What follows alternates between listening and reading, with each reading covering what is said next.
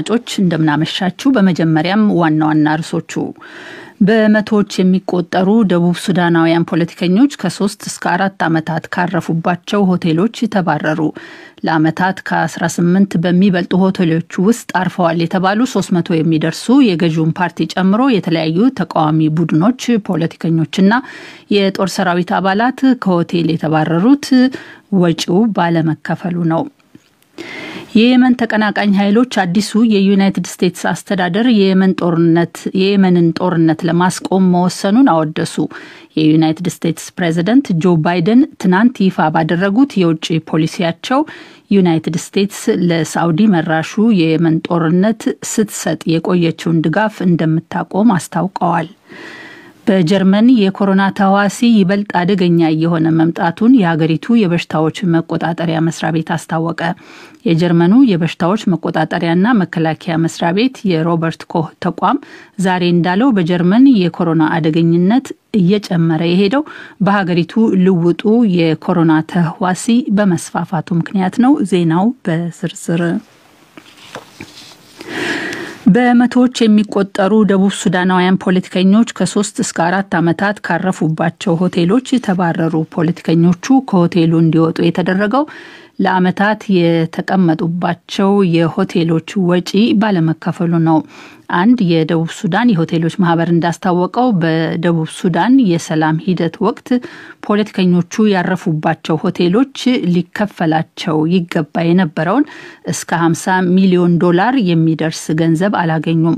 እንደ ፈረንሳይ ዜና አገልግሎት ዘገባ 300 የሚደርሱ የገዢውን ፓርቲ ጨምሮ የተለያዩ ተቃዋሚ ቡድኖች ፖለቲከኞችና የጦር ሰራዊት አባላት ከ18 በሚበልጡ ሆቴሎች ውስጥ ከ3 እስከ 4 ዓመታት ለሚደርስ ጊዜ ቆይተዋል።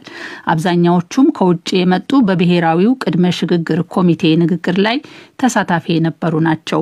ባለፈው ወር ስለ ጉዳዩ 2 ጊዜ መንግስትን ማስጠንቀቁን የተናገረው የሆቴሎቹ ማህበር ፖለቲከኞችና ጀነራሎችን ጨምሮ የብሔራዊ ቅድመ ሽግግር ኮሚቴ ተሳታፊዎችን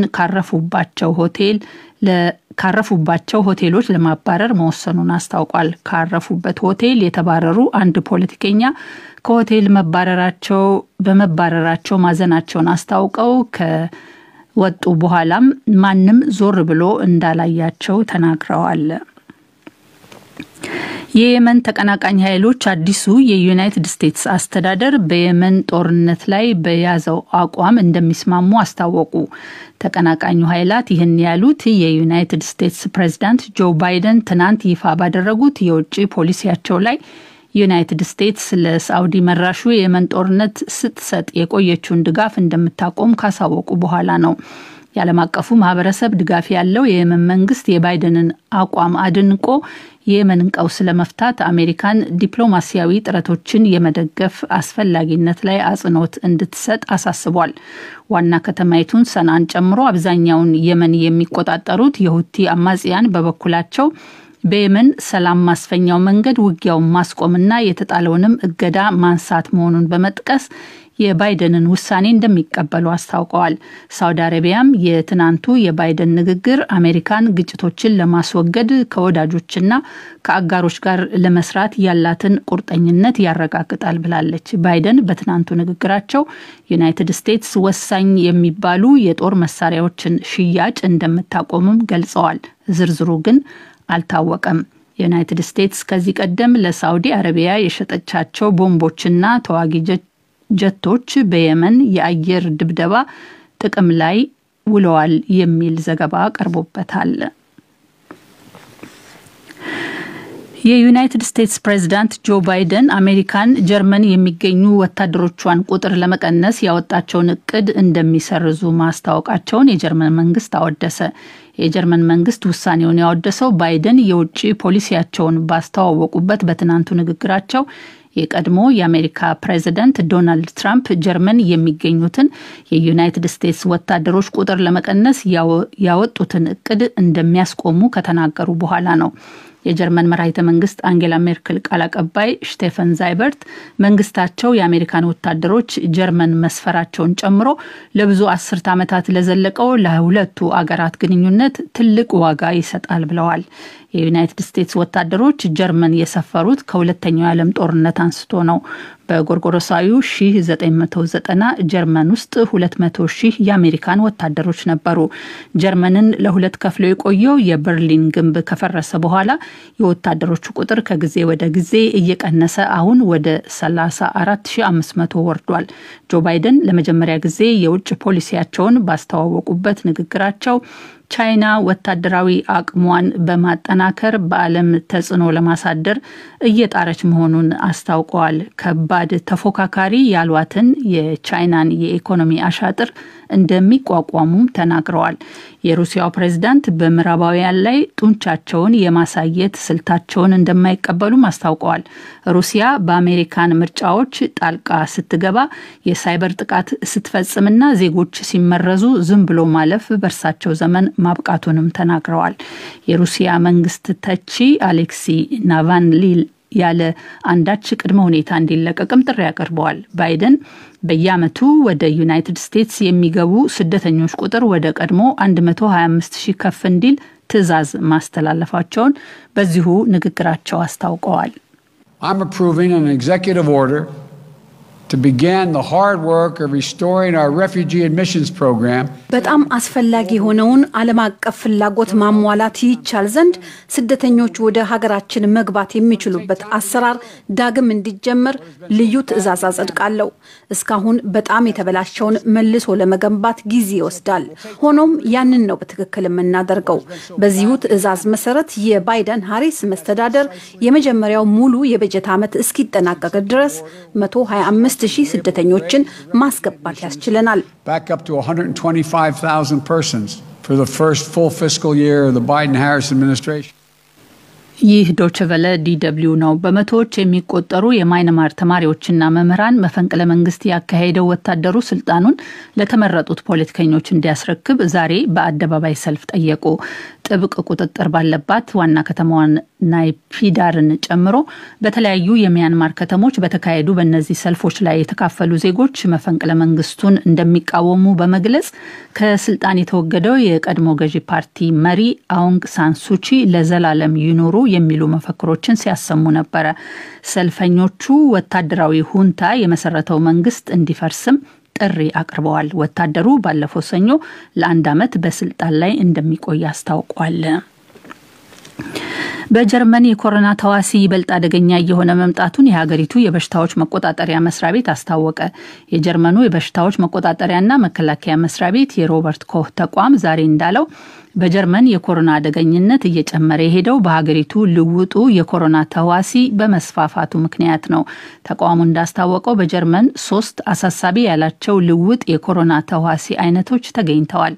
ከመካከላቸው በብሪታንያ የተገኘው ልውጡ የኮሮና ተዋሲ በጀርመን እጅግ የተስፋፋው መሆኑን የተቋሙ ፕሬዝዳንት ሎታር ቪለር ተናግረዋል። ይህም ለከባድ ህመሞች የሚዳርግ አደገኛ ተዋሲ መሆኑን ነው ቪለር ያስረዱት። ይህ ልውጥ ተዋሲ ከ16ቱ የጀርመን ፌደራል ግዛቶች በ13ቱ መገኘቱን በተዋሲው የተያዙትም ከ6 በመቶ በታች መሆናቸውን ቪለር ገልጸዋል። ሆኖም በልውጡ የኮሮና ተዋሲ የሚያዙ ሰዎች ቁጥር እየጨመረ በመሄድ ላይ ስለሆነ ይህ አሃዝ ከፍ እንደሚል ይጠበቃል። ተዋሲው አሁንም አልደከመም ያሉት የጀርመን የጤና ሚኒስትር የንስ ሽፓን በበኩላቸው በአመቱ የኮሮና መከላከያ ክትባት እየተሰጠ በመሆኑ በሽታው ያስከተለውን ቀውስ መቋቋም ይቻላል የሚል ተስፋ እንዳለ ተናግረዋል።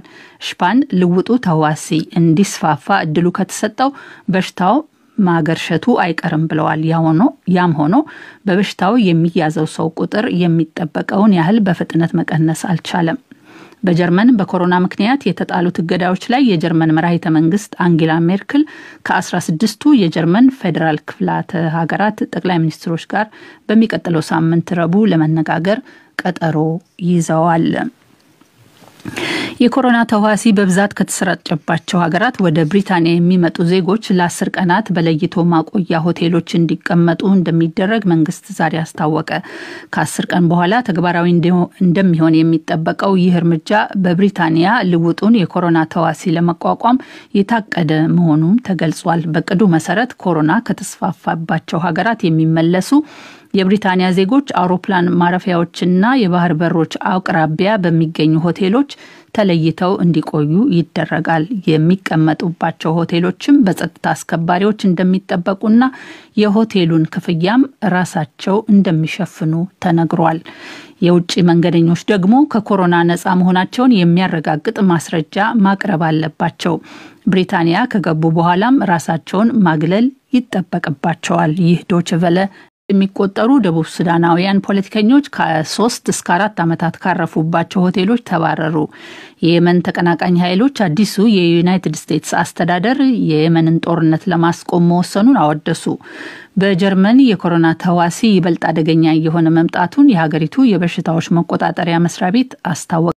የኢትዮጵያ ብሔራዊ ምርጫ ቦርድ ማሳሰቢያ ለኦሮሞ ነጻነት ግንባር የአፋር ክልል ነዋሪዎች ስሞታ እና የአማራ ተፈናቃዮች አቤቱታ ያልናቸውን 3 ርዕሶች የዛሬው የዜና መጽሔት ጥንቅራችን ያስተነትናል። በዚሁ ቅደም ተከተል ይሰማሉ።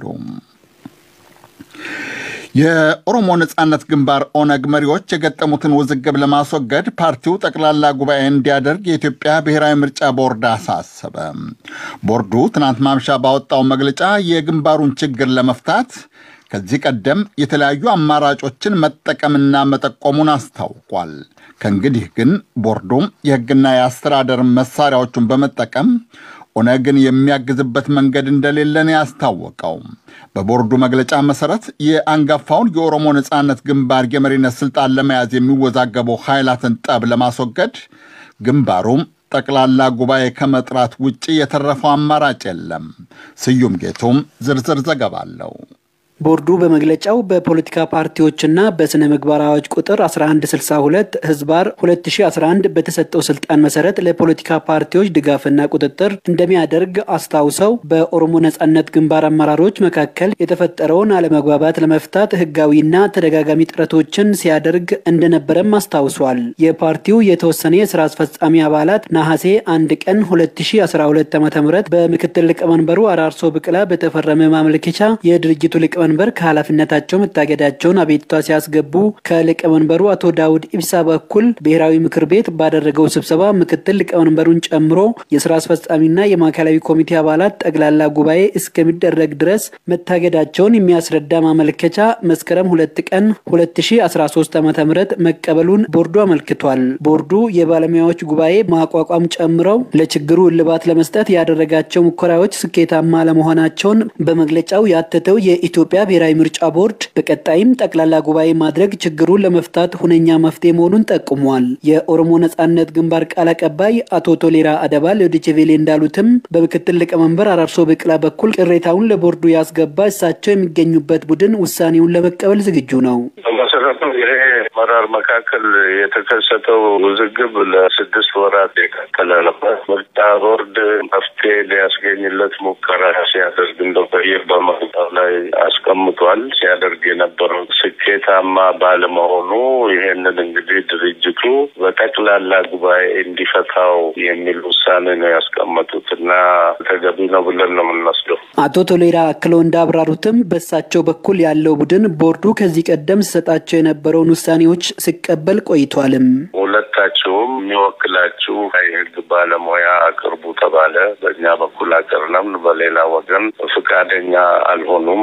ሁለተኛው ደግሞ ተወያይታችሁ መፍትሄ ማግኘት ስላልቻላችሁ እኛ አገናኝተን ሁለታችሁን እንዴት ወደ ጠቅላላ ጉባኤ እንደምትሄዱ እናቀራርባችሁ በሚል በራሳቸው ጽሕፈት ቤት ለሁለታችንም ጥሪ ያቀረቡ። እኛ ጥሪውን ተቀብለን ምርጫ ቦርድ መሰብሰቢያ አዳራሽ ስንገኝ እነሱ ደግሞ ፍቃደኛ አልሆኑም ማለት ነው። ይሄ በአጠቃላይ እንግዲህ ችግሩ እንዲፈታ ምን ያህል ፍቃደኝነት አለ በሌላ ወገን የሚለው ለኛ ለብዙ ጊዜ ጥያቄ የነበረና አሁንም የምንጠይቀው ጉዳይ ነው። የኢትዮጵያ ብሔራዊ ምርጫ ቦርድ በአሁኑ መግለጫው ቦርዱ እጁ ላይ ባሉት የህግና አስተዳደር መሳሪያዎች በመጠቀም ሊያግዝ የሚችልበት ተጨማሪ አሰራር አለመኖሩን በመግለጽ በቦርዱ አመራር አባላት በኩል አስተላለፍኩ ባለው ውሳኔው የድርጅቱ መዋቅሮችና አባላት ይህንኑን አውቀው ፓርቲው ጠቅላላ ጉባኤ እንዲያከናውን የሚያስችል ማንኛውንም መንገዶች እንዲጠቀሙ በጥብቅ አሳስባለሁ ብለዋል። የኦኔግ ቃል አቀባይ ቶሌራ አደባ ይህኛውስ ውሳኔ ምን ያህል ተግባራዊ የመሆን እድል ሊኖረው ይሆን ብለን ጥያቄ አቅርበንላቸው ይህን ብለውናል።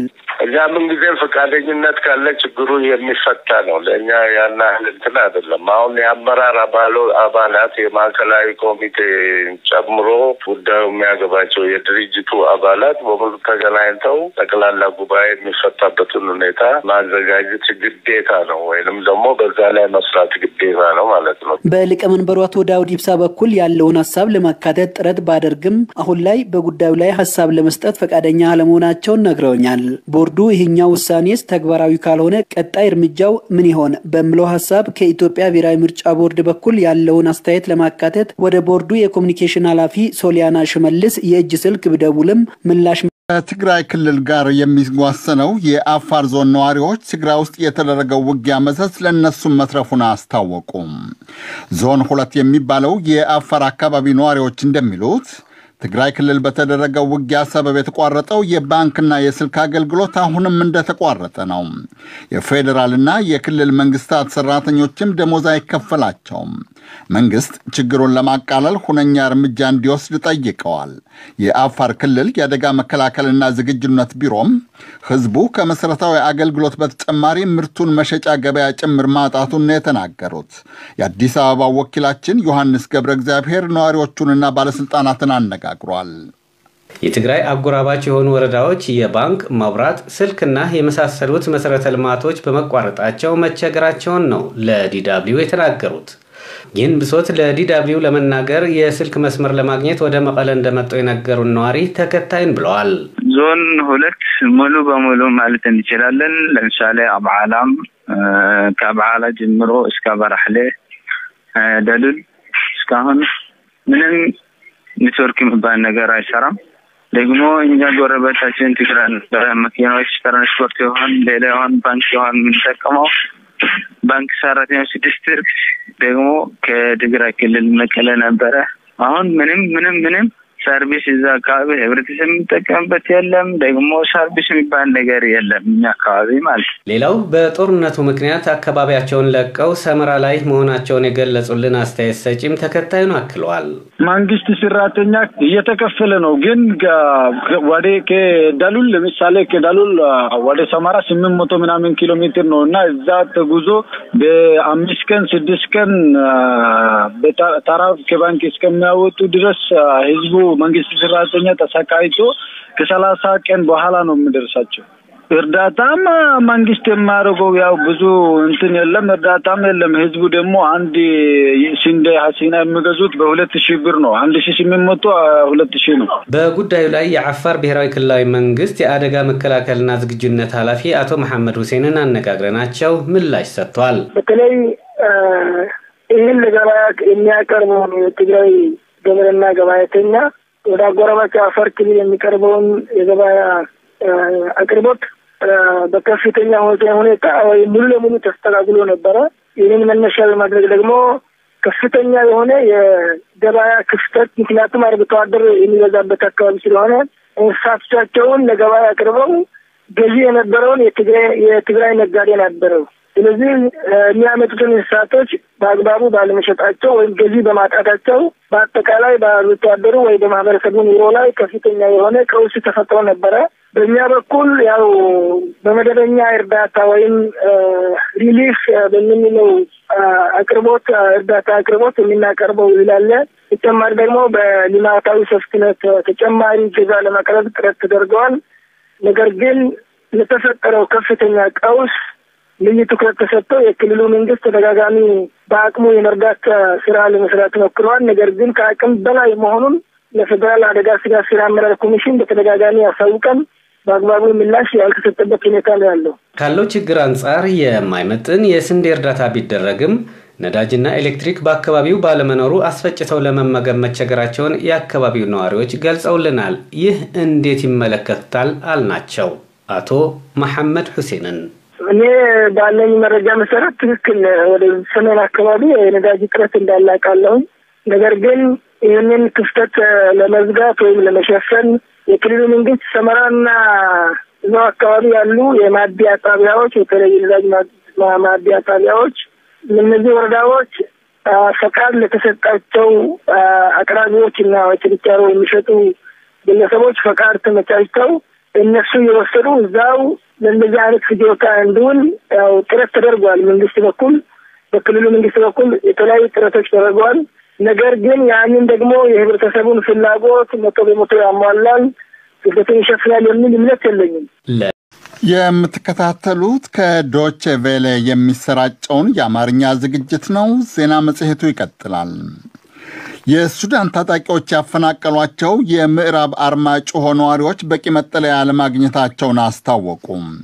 የሱዳን ታጣቂዎች የምዕራብ አርማጭሆ አካባቢዎችን በመያዛቸው ከ1800 በላይ የአካባቢው ነዋሪዎች ተፈናቅለው ምድረገነት በተባለው አካባቢ ሰፍረዋል። ለተፈናቃዮቹ ጥያቄ አፋጣኝ መልስ መስጠት የሚገባቸው የአማራ ክልል የአደጋ መከላከልና የምዕራብ አርማጭሆ ባለስልጣናት አንዳቸው ሌላኛቸውን እየወቀሱ ነው።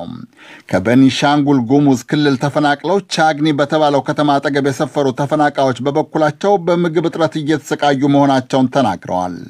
የአማራ ባለስልጣናት ግን ለተፈናቃዮቹ እርዳታ እየሰጡ መሆናቸውን አስታውቀዋል። የባህር ዳር ወኪላችን አለምነው መኮንን ዝርዝር ዘገባ አለው። ከቅርብ ጊዜ ወዲህ የሱዳን ታጣቂዎች ምዕራብ አርማጭሆ በኩል በፈጸሙት ጥቃት ሰላም በር ከተባለው አካባቢ በርካታ ኢትዮጵያውያን ተዘርፈው ቤትና ሀብታቸው ተቃጥሎ ወደ ምድረገነት አካባቢ ተፈናቅለው ለችግር መጋለጣቸውን ተናግረዋል። በቅርቡ አስተያየታቸውን የሰጡን አንድ ተፈናቃይ በተለይ የመጠለያ ችግር ፈተና ሆኖባቸዋል። በቃ ተበትኖ በአንድ ግድም ያው የተወሰነች አዳራሽ የተገኘች ነበረች። ከዛች ተወሰነው አለ ማንንም አይችለው ሆኖ ደግሞ የተወሰነው በስሜት በዛ የተሰለም እየወሰደ እያገዘ በየቤቱ አስቀምጦታል። ከአታሳት 6 ቀን ጀምሮ ዝም ቸለልተኝነት መኖር የለበትም።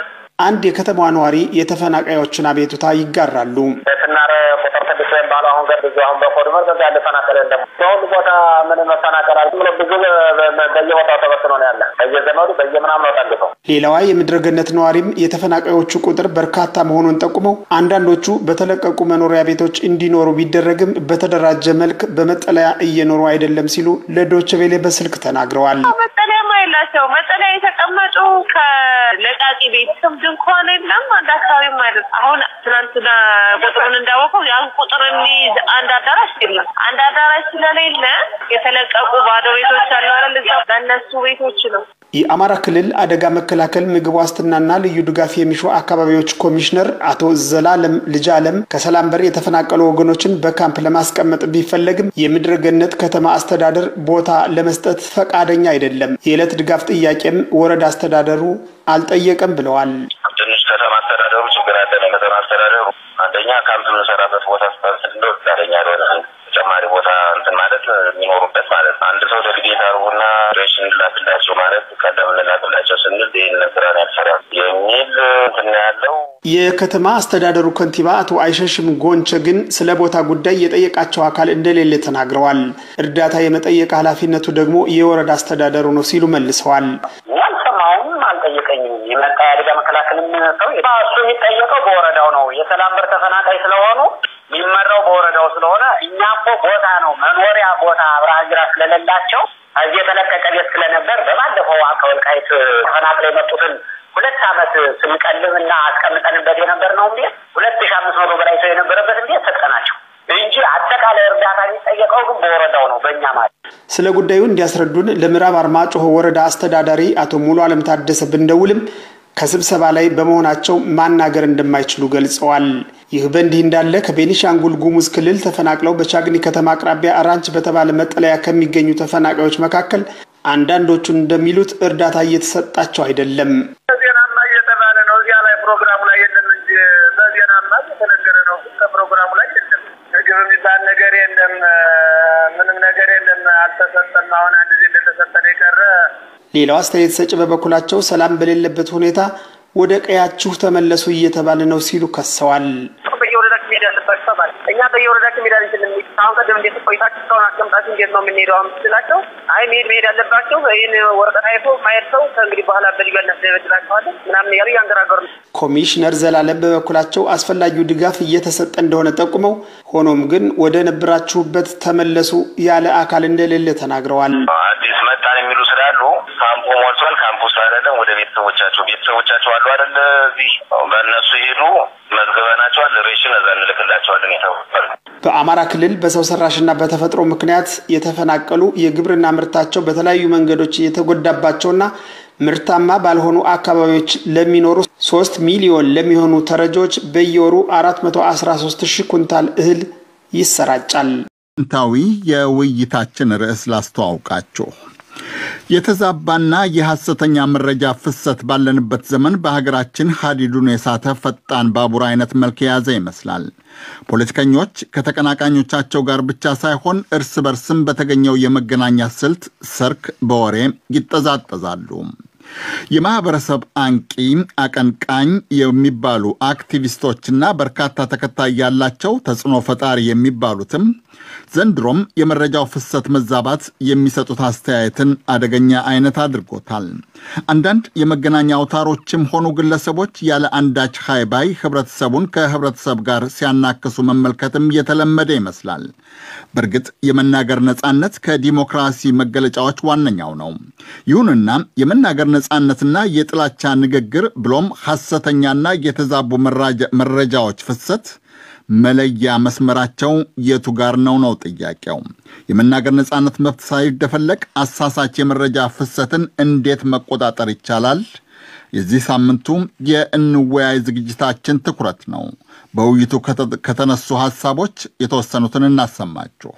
የጥላቻ ንግግርን የህግ ትርጓሜ ስንሰጠው የምናገኘው በሁለት መብቶች መካከል ላይ ነው። አንድ ሐሳብን በነጻነት የመግለጽ መብት አለ። የጥላቻ ንግግር እንግዲህ የዚህ ሐሳብ ገደብ ነው የሚሆነው እና ይሄ ሐሳብ የሚገደብበት ምክንያት ደግሞ ምንድነው?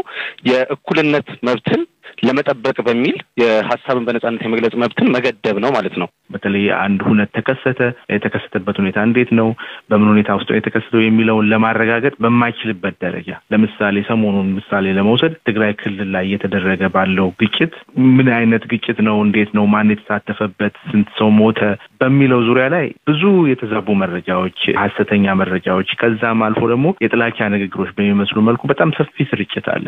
አሁን ያለው የፖለቲካ ምህዳሩ ወይም ደግሞ ኢትዮጵያ ውስጥ ያለው ሐሳብን በነጻነት የመግለጽ ነገር ከምን ጊዜውም በላይ በጣም የጨመረ መሆኑንና ጉዳዩም በጣም አሳሳቢ በተለይ ደግሞ ከሐሰተኛ መረጃና የተዛባ መረጃዎችን ከማስፋፋት እንዲሁም ደግሞ ከዛም አልፎ የጥላቻ ንግግርን ውስጥ የመግባቱ ነገር በሚዲያም በግለሰብም በጣም ተስፋፍቷል። እነኚህ ማህበረሰብ አንቂዎች ወይም አክቲቪስቶች፣ ፖለቲከኞች እነሱ የማህበረሰብ ጥቅም በሚሉት ዙሪያ ተደራጅተው ሌላውን ማህበረሰብ በመጨቆን ወይም ደግሞ የድሮ ታሪኮችን በማንሳት ተደረጉ ያልተደረጉ ወይም ደግሞ አከራካሪ የሆኑ የታሪክ ሁነቶችን በማንሳት አሁን ፖለቲካዊ ጥቅም ለማስጠበቅ የሚጠቀሙበት ሁነት አለ። ሊደርስ የነበረ አደጋ አለ የሚለው መታየት አለበትና እነዚህ ስድስቱም ኤግዞስቲቭሊ ታይተው ነው አንድ መልእክት የጥላቻ ንግግር አውድ ውስጥ ተከቶ ሊቀጣ የሚገባው በሚል ትርጓሜውን ከህግ አንፃር ለማስቀመጥ ሞክረዋል ማለት ነው። ሁለተኛው ወቅታዊና ትክክለኛ የሆነው መረጃ በሜይንስትሪም ሚዲያ መስጠት ነው። ሰዎች ወደዚህ የሚሄዱት ከመንግስት ሚዲያዎች ከመደበኛ ሚዲያዎች ማግኘት የሚገባቸው ነገር ሳያገኙ ሲቀሩ ነው ወደ አማራጭ የሚሄዱት። በፊት ለአመታት ሲበስሉ የነበሩ ይሄንን ስርዓቱ የፈጠረው የክልሎች አደረጃጀቱ ክልሎችን የተለየ ብሔር ግዛት አድርጎ ያስቀመጠው እንደዚሁም የክልል ኃላፊዎች የሚወክሉትን ማህበረሰብ ጥቅም ለማስጠበቅ ብለው የሚያነሳሱበትን አጋጣሚ እየጨመረ መጥቷል። እንዲሁም ደግሞ የፖለቲካ ጡዘቱ ራሱ በብሔርና በቋንቋ በጎሳ በማንነት ላይ የተመሰረተ ስለሆነ እውነታ ቦታ አጥቶ ከዛም አልፎ ከፍተኛ ችግሮችን እያደረሰ እያየን ያለ ነው። በእርግጥ ቅድም ሁለቱ ባልደረቦች እንዳሉት መሰረታዊው ችግር ይሄ የልዩነት ፖለቲካ ማንነትን መሰረት ያደረገ የልዩነት ፖለቲካ ስር ሰዷል። ከዛ የምንወጣበትን መንገድ መንግስትም ማህበረሰቡም መፈለግ አለበት ብዬ አምናለሁ። ወኳችሁ የሳምንቱን ውይይት የመራው ማንተጋፍቶት ስለሺ ነው። የፊታችን እሁድ ከዜና ቀጥሎ ሙሉውን ዝግጅት ጠብቁት። ወደ ሳምንታዊ የወጣቶች ዝግ ዓለም እናልፋለን። ኢትዮጵያ ውስጥ በጅማ ከተማ ብቻ በአንድ ወር ጊዜ 5 ወጣቶች በተለያየ ምክንያትና አጋጣሚ ሕይወታቸውን ማጥፋታቸው ተሰምቷል። ክስተቱ በአጭር ጊዜ ውስጥ መፈጠሩና ሟቾችም ድርጊቱን ይፈጽማሉ ተብለው ያልተገመቱ ስለነበሩ የከተማው ነዋሪዎችን በእጅጉን ያስደነገጠው። ሰዎች ራስን ወደ ማጥፋት የሚገፋፉበት ምክንያት ምን ይሆን? ሰሞኑን ራሷን ከማጥፋት የተረፈች አንዲት ወጣትና የአእምሮ ሕክምና ባለሙያ የዛሬው የወጣቶች ዓለም ዝግጅት አነጋግሯል። ልደት አበበ እንደሚከተለው አጠናቅረዋል። እድሜያቸው በ10ዎቹና 20ዎቹ መካከል የሚገኙ 4 ወንድና 1 ሴት ወጣቶች በአጭር ጊዜ ውስጥ ራሳቸውን በጅማ ከተማ ማጥፋታቸው ተሰምቷል። ከሟቾቹ መካከል በቴኳንዶ ስፖርት በርካታ ሽልማቶችን ያገኘ ወጣትም ይገኝበታል። የማርሻል አርት ስፖርት አሰልጣኝ የሆኑት ሺያን ማስተር ዘሪሁን አስፋው ወጣቱን አሰልጥነውታል። ልጄ እያሉም ነው የሚጠሩት። አሁን ራሱን ያጠፋው ልጅ አንዱ የኔ ልጅ ነው እና ይህ ልጅ ደግሞ በስነ ምግባሩ በከተማ ላይ የታወቀ ጠንካራ ታታሪ ሀገሩን ሁሉ ወክሎ ከተማውን ወክሎ ኦል አፍሪካን ጌምስ ላይ ሄዶ በወርልድ ቴኳንዶ እየተወዳደረ ይህ ልጅ አሁን በብዙ ስነ ልቦናው ላይ የታነጸ ነው። ግን ምክንያቱ ባልታወቀ ምክንያት ህይወቱ አልፋለች። አሁን ደግሞ በከተማችን ደግሞ እንደዚህ አይነት ነገሮች ከሱ በፊት ወደ 3 እንዲሰው ሰምተናል። ከሱ በኋላም አሁን ደግሞ አንድ ልጅን እንዲሰምተናል።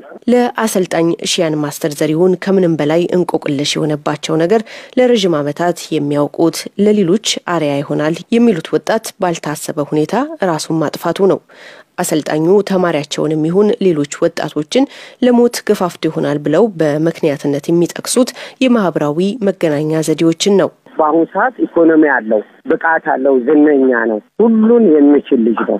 እኔ ማርሻል አርት አስተማሪ ነኝ፣ አሰልጣኝ ነኝ፣ ወታደር ነኝ፣ አየር ወለድ ነኝ፣ ሁሉ ነገር ነኝ። ይህ ልጅን በጥሩ ሁኔታ ቀርጬዋለሁ። የተለያዩ ከሱ ተምሳሌት የሚሆኑ ሌሎችን ወጣቶችንም እኔ አሰልጥኛለሁ። ስለዚህ አሁን ያለው ወጣቱ ማህበራዊ ሚዲያ የሚያየው የሚለቀቁ በተለይ ዩቲዩብ ላይ የሚለቀቁ ነገሮችን አስተውሎ ማየት አለበት፣ መርጦ ማየት አለበት። እሱ እንደዚህ ያደርጋል ብዬ አይደለም ዛሬ ነገ መገመት አይደለም።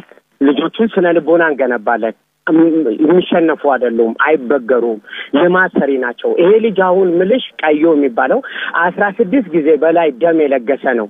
በበጎ አድራጎት ስራ የታወቀ ነው። ከ280,000 ብር በላይ በማሰባሰብ የተለያዩ ከተማዎች የሚገኙ አረጋውያንን 6 ትምህርት ቤቶች ደብተር፣ እስክሪብቶ፣ መማሪያ ቁሳቁስ የለገሰ ወጣት ነው። ነገር ግን ይሄ ይደርስበታል እንዲሆናል ብለሽ የማትገምጪው ነገር ነው። ስለዚህ ሁሉም ያልፋል። ለዚህ ይሄንን ነገር በስነ ልቦና ልጆች መጠንከር አለባቸው። ማያልፍ ነገር የለም። በታጋሽነት እንዲያልፉ ነው መመክረው። አሁን ወጣቱ ራሱን መጠበቅ አለበት። ለራሱ ሲል ለእናቱ ለወገን ሲል እኔ 5 ዓመት ሙሉ ያሳደግኩት ልጄ ነው፣ የኔ ሚስጥሬ ነው፣ ሁሉ ነገሬ ነው። ነገር ግን ራሱን አጥፍቷል። ይሄ ማለት መታየት አለበት በሁሉም ማህበራዊ መስክ። በተለይ መንግስታዊና መንግስታዊ ያልሆኑ ድርጅቶች እንዲሁም የሃይማኖት አባቶች በጋራ የወጣቱን አስተሳሰብ የሚቀይሩ አዳዲስ አጀንዳዎች ከፍተው በፍጥነት ሊሰሩ ይገባቸዋል ይላሉ ሺያን ማስተር ዘሪሁን። ለዚህ ዝግጅት በእውነተኛ ስሟ ሳይሆን ኤልሳ ብለን የምንጠራት ወጣትም የጅማ ከተማ ነዋሪ ናት። ከ4 ቀናት በፊት ራሷን ለማጥፋት ሞክራ በጓደኞቿ እርዳታ ህይወቷ ሊተርፍ ችሏል። እዚህ ደረጃ ላይ እንድትደርስ የገፋፋትን ስሜት እንዲህ ስትል ታብራራልናለች። ያው እኔ የሚሰማኝ ድብርት ነው። በቃ ይደብረኛል። ገባሽ? በምን ነገር አረካማ ያው ነገር አያስደስትም። ታቆርጣለሁ። ይሄንን ነገር ደግሞ በማጣት ነው በምን ነው ብዬ እንዳለለው እግዚአብሔር ይመስገን የሞላልኝ ልጅ ነኝ። በትምህርትም በምንም እና ጎሎብኝ አይደለም። በቃ ምክንያቱን አላውቀውም። ይደብረኛል። ምንም ነገር አያስደስተኝም። ስሜቱ ከባድ ነው። በእኔ ቦታ ወይም ደግሞ እንዲህ አይነት ችግር ባለባቸው ሰዎች ቦታ ሆኖ ማየት ያስፈልጋል። ግን ለመግለጽ በቃ ማለት ዲፕሬሽን ስልሽ ይገባሻል። በቃ ድብር፣ ደስታ ማጣት ድንገት የሚመጣ ስሜት ነው በቃ። ኤልሳ ይህንን ስሜት ለመቆጣጠር ብዙ ጊዜ ሞከራ የነበረ ቢሆንም የዛን ዕለቱ ስሜት ግን ከመቼውም የተለየ ነበር ትላለች። ያኔም ህይወቷን ለማጥፋት ቆርጣ ተነሳች። በመሃል ግን ፌስቡክ ላይ አንድ ሰው በወሬ ጠመዳት። ለንደን አይነት ወጣቶች እግዚአብሔር ይድረስላቸው እንጂ ተመሳሳይ ኬዝ ያለባቸው ብዙ ናቸው። በቃ የሆነ የገባ ነገር አለ እዚህ ከተማ ላይ። በቃ ሁሉም የሚያስበው ራስ ለማጥፋት ነው። እኔ በቃ ከሱ ጋር አውርቼ ያለውን ነገር እንትን ብዬው ጽፌለት ምናምን ወጥቼ እንትን ልል ነበር ገባሽ ከመቼ የሰውዬ ከኔ ላይ ዝም አለ እያልኩ ነው ገባሽ እና ቶሎ እሱን ዘግቼ እኔ ሳይድ ላረግ ነው ግን እሱ እኔን በስልክ የያዘኝ ሰዓት ላይ ጓደኞቼ ዘለው ገቡና የነበረውን ነገር አስጠፉኝ ጓደኞችሽ ስላለሽበት ሁኔታ ያውቁ ነበር ማለት ነው ቀን ውሎ ይጥሩ አልነበረ ማለት ሁሌ ይከታተሉኛል እኔ ዲፕሬሽን አለብኝ ድብርታ ምንም ነገር አላደንቅም አልደሰትም ደስ አይለኝም ገባሽ ግን ሞር የዛን ቀን ላይ የነበረኝ ነገር ቶሎ ከነሱ መለየት ነው የፈለኩት ምናምን ይታወቅብኝ ነበርና በቃ ከድሮ ያለፈ ነገር ነው ያየብኝ እንደነገረችኝ ጋር በተለይና ታነዚህ ተደነጋግጠው ምናምን ነው ሲል አልተረጋጉም አላመኑኝም ሁላ ማለት ነው እንደው ሐኪም ጋር ሄደሽ ነበር ሳይካትሪስቶች እንደዚህ አይነት ነገር ለማማከር ሞክረሻል ለማማከር አልሞከርኩም ዶክተር ዮናስ ባህረ ጥበብ በአዲስ አበባ ዩኒቨርሲቲ መምህርና የህፃናትና ወጣቶች የአእምሮ ሐኪም ናቸው ራስን ለማጥፋት መፈለግ አብዛኛውን ጊዜ ከአእምሮ ህመም ጋር የተያያዘ ነው ይላሉ የአእምሮ ህመሙ ራሳቸው ላይ ጉዳት እንዲያደርሱ ራሳቸውን እንዲያጠፉ ሊገፋፋቸው ይችላል የዛ አይነት ስሜት ሊፈጥርባቸው ይችላል ለምሳሌ ድብርትን መውሰድ ትችላለሽ እንደምሳሌ ድብርት ዲፕሬሽን የምንለው ሰዎች በድብርት ጊዜ ተስፋ ይቆርጣሉ ራሳቸውን ይጠላሉ ሁሉ ነገር ያስጣላቸዋል የሚያዩት ነገር በሙሉ አሉታዊ መሆን ይጀምራል መኖር ትርጉም እንደሌለው ያስባሉ ከሰው በታች ሆነህ ተስፋ ቆርጠህ ሁሉ ነገር አስጠልቶ ከምትኖር አንተ ብትሞት ይሻላል የሚል ስሜት ወደ እነሱ መምጣት ይጀምራል ያንን እንደየቦታው እንደየሁኔታው በሌላም ነገር ተደግፎ ምናልባት አንዳንዴ በሱስም ተደግፎ ተገፋፍቶ ሰውየው ራሱን ሊያጠፋ ይችላል ስለዚህ ራስ ማጥፋትና የአእምሮ ህመም በጣም የተያያዙ ናቸው እንደው እንደ አንድ ምሳሌ ያነሱት ይሄ ድብርት አለ ማህበረሰቡ እነዚህ ድብርት ያለባቸውን ወይም ጥንቃቄ የሚያስፈልጋቸውን ሰዎች እንዴት ነው መንከባከብ ያለባቸው በተለይ ደግሞ ምንድነው በፍጹም ማለት የሌለባቸው ነገር አሁን የተለያዩ የአእምሮ ህመሞች ሰዎችን ለራስ ማጥፋት ሊገፋፉ ይችላሉ ብለናልና አንድ ሰው የድብርት ህመም ሲኖረው ማንንም ሰው ሊረዳው አይችልም ማናችንም በሱ ጫማ ቆመን የድብርቱን ስፋት ጥልቀት ልንረዳው አይችልም ምክንያቱም የስሜት ህመም ነው ሰውየው ተስፋ ቆርጫለሁ ሁሉ ነገር አስጠልቶኛል ህይወት መኖር ምንም ዋጋ የለውም ሲል ይሄ ሰውዬ ምናልባት የሞላው በቀን 3 የሚበላ የራሱ መጠለያ ያለው ምናልባት ሚነዳው መኪና ያለው ትዳር ያለው የልጆች አባትም ሊሆን ይችላል ሁሉ ነገር ሊኖረው ይችላል ሰውየው ግን የድብርት ህመም ስላለው የድብርት ህመሙ ያለውን ነገር አያሳየው የሌለውን የጎደለውን ነገር አጋኖ ያሳየዋል ህይወትን በጣም ጨለማ አድርጎ ሁሉ ነገር እንደማይሳካ ከዚህ በፊት ያደረጋቸው ጥፋቶች ጎልተው ይታዩታል በጣም በጸጸት ይሞላል ሰውየው የዚህን ጊዜ በእንዲህ አይነት ስሜት ውስጥ ያለን ሰው ለመረዳት ሁሌም አስቸጋሪ ነው ምክንያቱም ሰውየው ይሄንን ነገር አውጥቶ ይናገራል ወይ በእኛ ሀገር ስሜታችንን ለሰዎች እናጋራለን ወይ ሁሉ ነገር አስጠልቶኛል ተስፋ ቆርጫለሁ በሞት ይሻለኛል ብለን ስሜታችንን ለሰዎች እናጋራለን ወይ ብቲ ብዙ ጊዜ አናጋራም እንደዛ ሆነን አላደግንም ማህበረሰቡ ምንድነው ማድረግ ያለበት ማወቅ ያለበት ነገር ለካስ ሰው ጆሮውን እንደሚያመው አፍንጫውን አይኑን እንደሚያመው የሰው ስሜትም ሊታመም ይችላል ወይ ሰው የስሜት ህመም ሊኖረው ይችላል ብሎ ማሰብ ይፈልጋል የአንድ ሰው ስሜት የወዳጃችን ስሜት ጥሩ ሆኖን ካላየነው ይሄ ሰውዬ ምናልባት የስሜት ህመም ድብርት የሚሉት ይዞት ይሆን እንዴ ብሎ መጠየቅ ያስፈልጋል በሽተኛው ስሜቱን እንዲገልጽ መገፋፋትና በጥሞና ማድመጥም የታማሚውን ስሜት እስከ 50% ሊቀንስና የእፎይታ ስሜት ሊፈጠር ይችላል ይላሉ የአእምሮ ሐኪሙ ሌላው ደግሞ በሽተኛው ሐኪም እንዲያማከር ማድረግ ነው ከዚህም ሌላ እምነት ትልቅ ሚና ሊጫወት እንደሚችል ዶክተር ዮናስ ያስረዳሉ የአእምሮ ህመም ድብርትም ሆኖ ራስን አጥፋ የሚገፋፋም ነገር ቢኖር ከርኩስ መንፈስ ጋር ከሰይጣን ጋራ የተገናኘ ነገር አይደለም ግን ሃይማኖት ሊያረጋጋ ይችላል ሃይማኖት ጥሩ ስሜት እንዲፈጠር ሊያደርግ ይችላል ይሄ ማንንም ሰው ሊያመው የሚችል እንደ ስኳር ህመም እንደ ደም ግፊት እንደ ወባ እንደ ሌሎች ህመሞች ነው የምናየውኛ እንደዛ ማየት ለመፍትሄው ቀረብ እንዲሉ ያደርጋቸዋል ሰዎችን ስለዚህ እነኛ ሰዎች መገለል ወይም ደግሞ እነኛ ሰዎች ዝም ብለህ ነው ምን ጎሎብህ ነው ይሄ ሁሉ ያለህ እየተባሉ መወቀስ መረገም እንዲጸጸቱ የባሰ መጫን ሳይሆን ሊያማቸው ይችላል ሲያማቸው ያላቸው ነገር ሁሉ ላይ ታያቸው ይችላል ጥሩ ነገር ሁሉ ላያስተውሉት በህይወታቸው ያለውን ጥሩ ነገር ላያስተውሉት ይችላሉ። ስለዚህ ያንን እንደ ህመም ማየትና የህክምና መፍትሄ እንዲፈልጉ ማድረግ የተሻለ ነገር ያመጣል። ኢትዮጵያ ውስጥ በጅማ ከተማ ብቻ በአንድ ወር ዕድሜ ውስጥ 5 ወጣቶች በተለያየ ምክንያትና አጋጣሚ ህይወታቸውን ማጥፋታቸውን ተከትሎ አንዳንድ ወጣቶች ራሳቸውን ለማጥፋት የሚገፋፋቸው ነገር ምን እንደሆነ የቃኘነበት የዛሬው የወጣቶች ዓለም በዚሁ ይጠናቀቃል። ሳቢ ነው። በተለይ ወጣቶች ርዕሱን እያነሳችሁ እርስ በርስ ቢያንስ ከምትግባቡት ጓደኛ ይሁን የትምህርት ቤት ባልንጀራ ይሁን ወይም ጎረቤት ጋራ ብትነጋገሩና ብትወያዩበት የሐኪም እርዳታውም የሃይማኖት ጽናቱም ሌላውም ተጨማምሮ ነገሩን ትንሽ ቀለል ማድረግ ይቻላል ብለን እናስባለን። እዚህ ፌስቡክም ላይ ተመሳሳይ አስተያየቶች የተለያዩ ተከታታዮቻችን እየሰጡ ነው። ወደ ሌላኛው ሳምንታዊ ጉዳያችን እንግባ። በዚህ ሳምንት በማህበራዊ መገናኛ ዘዴዎች ብዙ ያነጋገሩ ጉዳዮችን ነው የሚቃኘው ተከታዩ ዝግጅት። የማህበራዊ መገናኛ ዘዴዎች ቅኝት ፀሐይ ጫነት ቻችን በኦሮሚያ ክልል የተለያዩ ከተሞች ለጠቅላይ ሚኒስትር አብይ አህመድና ለፓርቲያቸው በተደረጉ የድጋፍ ሰልፎች ላይ የታዩ መልእክቶችና የምርጫ ቦርድ ማስጠንቀቂያ እንዲሁም በአዲስ አበባ ከተማ ያለፈው ቅዳሜና እሁድ የደረሱ የእሳት አደጋዎች ላይ የዛሬው የማህበራዊ መገናኛ ዘዴዎች ቅኝት አስተያየቶችን አሰባስቧል። አብራችሁን ቆዩ። በተለያዩ ዞኖችና ከተሞች ለጠቅላይ ሚኒስትር አብይ አህመድ የተካሄዱ የድጋፍ ሰልፎች የማህበራዊ መገናኛ ዘዴዎችን በዚህ ሳምንት ያነጋገረ ጉዳይ ነበር።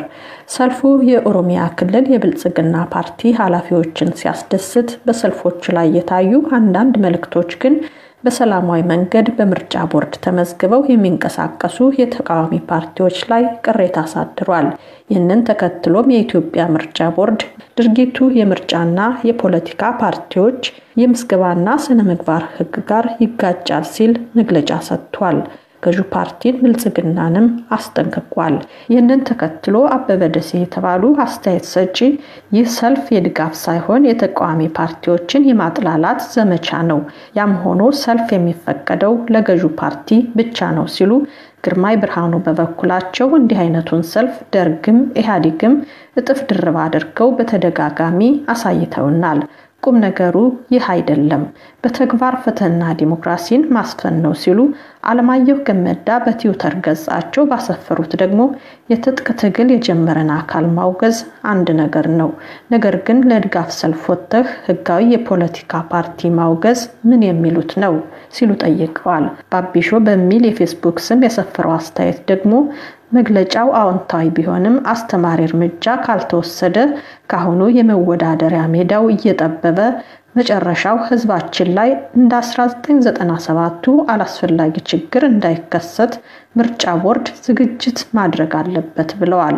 ብዙአየሁ ገንዘብ በበኩላቸው መንግስት ግን የሚገርመኝ የጥላቻ ንግግር ክልክል ነው ይልና በድጋፍ ሰልፍ ስም በሚዲያ ጥላቻ ሲተላለፍ ዝም ይላል ብለዋል። ሀብታሙ ታደሰ በበኩላቸው ፓርቲዎች ቀጣይ ምርጫን ታሳቢ አድርገው የገቡበትን የስምምነት ሰነድ የጣሰ መሆኑን መግለጽ ብቻ ዋጋ ያለው አይመስለኝም። ምርጫ ቦርድ ለተፈጸመው ስህተት ተመጣጣኝ እርምጃ ወስዶ ማሳወቅ አለበት፣ ለሌላውም ማስተማሪያ ይሆናል ሲሉ፣ ሶስና የጌታ የተባሉ አስተያየት ሰጪ ደግሞ ምንም ይሁን ምን ምርጫ ቦርድ ለገዢው ፓርቲ ማስጠንቀቂያ መስጠቱ ይበል የሚያሰኝ ነው ሲሉ የቦርዱን እርምጃ አድንቀዋል። የድሬው በሚል ስም የሰፈረው አስተያየት ደግሞ እነዚህ ፓርቲዎች ከፓርቲ ጋር እንጂ ከህዝብ ጋር የገቡት ውል የለም፣ መተቸት ደግሞ የህዝቡ ዲሞክራሲያዊ መብት ነው፣ ደጋፊዎቹ ይዘውት ለወጡት መልእክት ብልጽግና ለምን ማስጠንቀቂያ እንደተሰጠው አልገባኝም ብለዋል። ሐናንን በሚል ስም የሰፈረው አስተያየት ደግሞ ስም ማጥፋት ግን ዲሞክራሲያዊ መብት አይደለም፣ ብልጽግናም ቢሆን ደጋፊዎቹን አደብ የማስገዛት ኃላፊነት አለበት ሲሉ፣ ሳሊ አደም በበኩላቸው ይህ አስተያየት እኛ ፈቅደንና ወደን እንዲሁም ተደስተን ሰልፍ የወጣነውን አይመለከትም በማለት ፈገግታ ካለው ምስል ጋር ሐሳባቸውን አጋርተዋል። የኛ ሀገር ፖለቲካ ሐሳብን በሐሳብ በመብለጥ ሳይሆን አንዱን በመኮነንና በመጠላለፍ መጓዝን ይመርጣል።